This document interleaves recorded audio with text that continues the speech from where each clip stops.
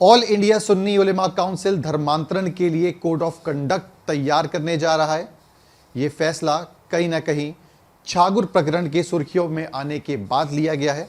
इस पर बात करने के लिए हमारे साथ मौजूद हैं ऑल इंडिया सुन्नी उलेमा काउंसिल के महामंत्री हाजी सलीस जी। सलीस साहब, क्या ये कोड ऑफ कंडक्ट है जो आप लोग धर्मांतरण के लिए तैयार कर रहे हैं, और अभी क्यों ज़रूरत लगी आपको इसकी? देखिए, ऐसा नहीं है कि इसको हम अभी कर रहे हैं या छांगुर बाबा की बात कर रहे हैं। हमने इससे पहले ही All India Muslim Personal Board को एक चिट्ठी लिखी थी, क्योंकि आज जो भी विवाद हिंदुस्तान के अंदर इस्लाम के प्रति हैं वो अज्ञानता के कारण है। लोगों को इसका इल्म नहीं है कि इस्लामी तालीमात क्या हैं और भारतीय संविधान में उसका कितनी हमें छूट दी गई है। आज सारे जो मजहबी आज़ादी है हिंदुस्तान के अंदर, संविधान के आर्टिकल 25 में, वो एक सीमित मजहबी आज़ादी है जिसको ले करके लोगों में भ्रांतियाँ फैली हुई हैं। कभी पूरा इस्लाम खतरे में आ जाता है, कभी हिंदुत्व खतरे में आ जाता है। ये देश पूरा खतरे में आ रहा है इस धार्मिक उन्माद के चक्कर में, क्योंकि धर्म इंसान का व्यक्तिगत जीवन का आचरण है जिसके लिए संविधान में एक क्लॉज रखा गया है और समानता का अधिकार आर्टिकल 14 में दिया गया है। तो अब छांगुर बाबा जैसी घटनाएं जो आ रही हैं, ये क्यों आ रही हैं? दो तरह की चीज़ें हैं।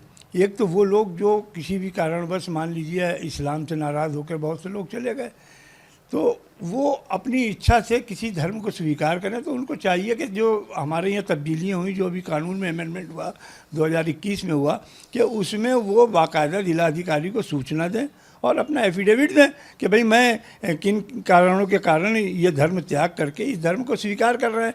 तो इसकी संविधान में बाकायदा इजाज़त है। लेकिन वहीं अगर जो लोग लड़कियों को या लड़कों को धोखा देकर, गलत इन्फॉर्मेशन देकर, लालच देकर, दबाव बना करके अगर कोई आदमी अपने मज़हब में ला रहा है, इस्लाम इसकी इजाज़त नहीं देता है। अब इन तमाम चीज़ों की जानकारी चूँकि उलमाए किराम को भी होनी चाहिए, इसलिए हमारी संस्था ने ये फ़ैसला किया कि हम अगस्त के पहले हफ्ते में एक ऐसा मीटिंग करके और लोगों को बताएंगे कि संविधान क्या कहता है।